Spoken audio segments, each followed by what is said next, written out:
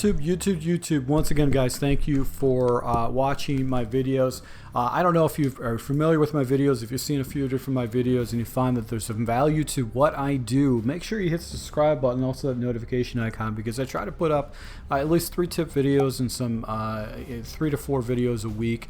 Tip videos, gameplay videos, and basically some of the things that are trends that are happening in the Madden to help you guys take your game to the next level. So I'm going to talk about a particular play that I found that is going to be very effective down in the red zone. Now, this is a play that you're going to be assuming that your opponent's not going to be using any kind of a heavy blitzes against you.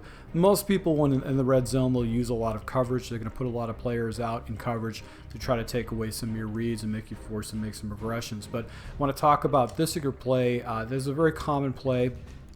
It is the Y corner, So we're going to take a look at this particular play and show you how you can hit your opponent in the back part of the end zones. You've got a couple check downs on the top part or underneath right before the goal line that you can hit and actually force your opponent to really try to spread their defense out to try to stop this particular play. So let's go ahead and just take a look.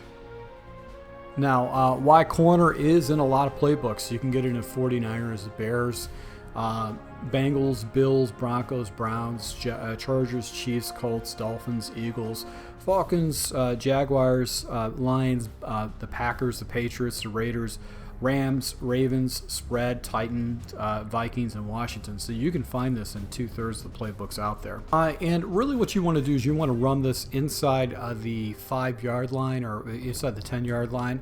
And I really only make one adjustment. I take Slayton, my outside right of screen receiver, and actually put him on a whip route.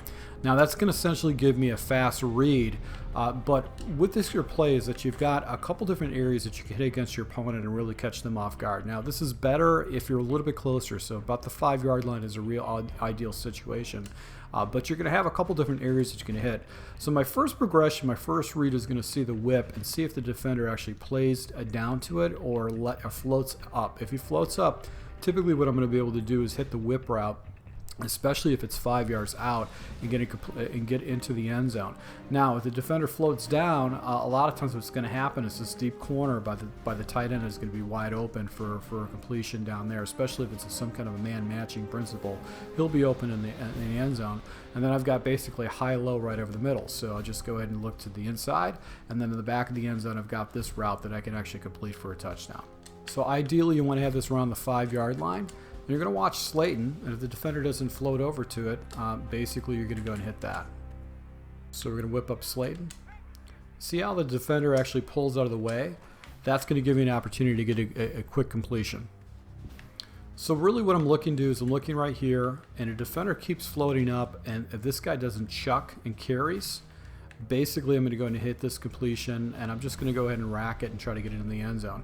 Now, if this defender actually comes down and bites the whip, generally what's going to happen is this corner route will be wide open. But then I also have this levels concept underneath, and obviously this high percentage pass route that's going to be in the back of the end zone for a big completion. So Tate's route is just going to be another area that you can go and pop against your opponent. So that's what's great about this particular play. The tight end too could be a fast completion that you can hit on the backside against cover 2, but usually it's for a man-matching principle, or if the guy plays hard flats, that's where you're going to be looking for. But that's something you can look to too on the backside. But you're going to get yourself a little bit tighter passing lanes if you're throwing into it. I would say stay with the progressions underneath coverages. And this back route will be the one that's going to be getting a lot of the touchdowns, but at least you'll have the threat off to the right side. So this is a play that I'll be using down in the red zone. You might want to check it out too.